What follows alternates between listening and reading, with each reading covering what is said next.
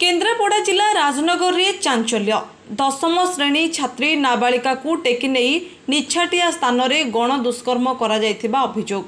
राजनगर थाना अंचल जड़े नाबालिका को राखी पूर्णिमा दिन संध्यार गण दुष्कर्म करा जायथिबा नहीं राजनगर थाना रे निजे पीड़िता अभियोग करिसेंती। सबुठारु बड़ कथा हेउछि तांको निज संपर्कीय पीयूषांक समेत पटामुंडाई ग्रामांचल थाना अंचलर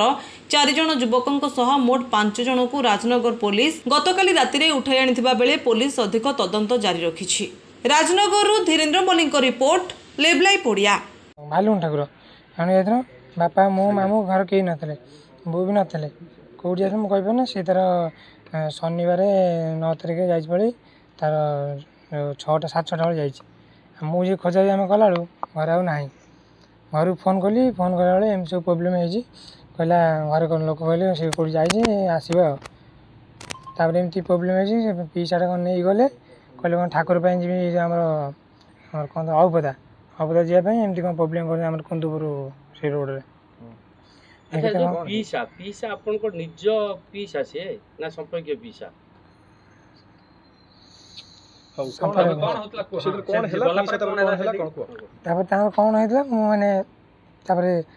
तार प्रोब्लेम कर सांग पिला मत मो करी फोन करी कहले मो सांग पिला अच्छे सी सांग पिला सी नथिला से गाँव से साढ़े कम करता मत कहले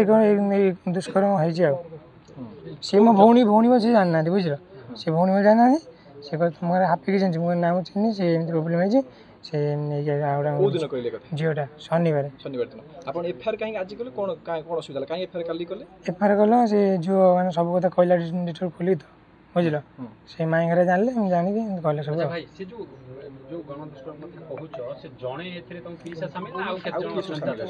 जड़े अच्छी माने फुल आउ 3-4 जन अच्छा हाँ खराब व्यवहार कर ना मुझे ना हापी मुझे हाँ खराब व्यवहार कर झील कौन मतलब टणा घोषा कर प्रोब्लेम है झी आसी पहुँचला 8टा ना 8:30 पहुँचला हाँ ये आम आगे किसी कहनी सी सांग पिला कही